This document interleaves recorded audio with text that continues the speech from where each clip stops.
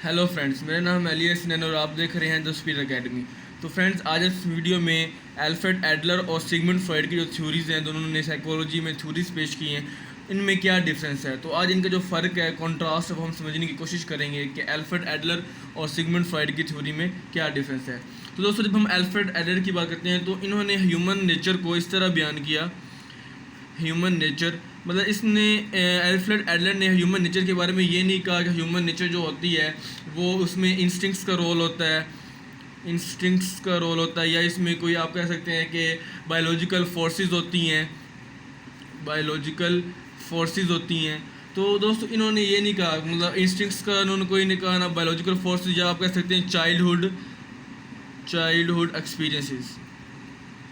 तो इनके मुताबिक ह्यूमन नेचर ना ही इंस्टिंक्ट्स पे बेस करती है, उनकी वजह से शेप होती है, ना बायोलॉजिकल फोर्सेस का इतना ज़्यादा रोल होता है, ना ही चाइल्डहुड का एक्सपीरियंस होता है। ठीक है दोस्तों, तो एल्फ्रेड एडलर के मुताबिक जो ह्यूमन नेचर है, ना वो इंस्टिंक्ट्स पे होता है, इतना उस पर रोल होता है, ना बायोलॉजिकल फोर्सेस होती है, ना ही चाइल्डहुड एक्सपीरियंस होते हैं। उनके मुताबिक उन्होंने जो अपनी अप्रोच बताई थी एल्फ्रेड एडलर ने, उनकी जो अप्रोच थी, उनको उन्होंने क्या नाम दिया था? इंडिविजुअल साइकोलॉजी का नाम दिया था।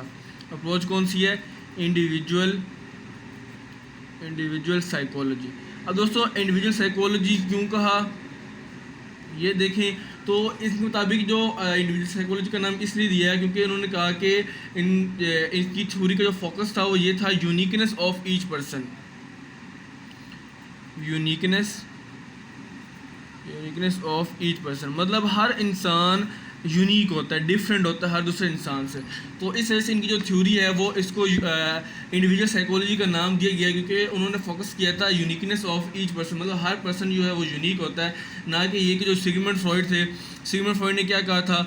सिगमंड फ्रॉइड ने जो था बायोलॉजिकल मोटिव्स और बायोलॉजिकल मोटिव्स के अलावा गोल्स उनके कहा था कि वो डिस्क्राइब करते हैं, मतलब वो पर्सनैलिटी बनाते हैं। Biological motives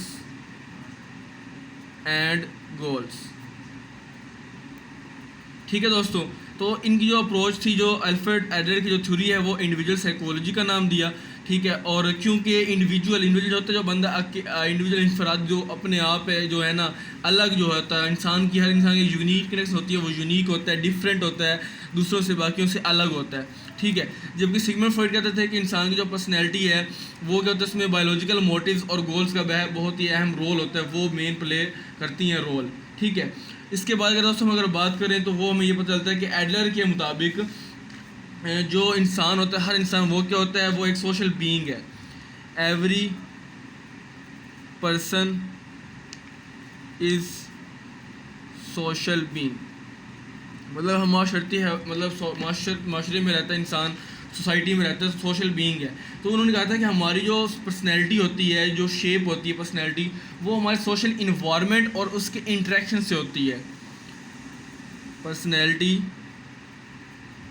shaped by our unique social environment and interaction। कि हमारा जो इन्वायरमेंट है, माहौल है, इर्द गिर्द की जो सराउंडिंग्स हैं, मतलब हमारे जो पेरेंट्स हो गए, हमारे फ्रेंड्स हो गए, हमारे नेबर्स हो गए, ठीक है, हमारा जो शहर सिटी हो गया, तो इसमें मतलब हमारा रोल होता है, मतलब हमारा जो सोशल इन्वायरमेंट है,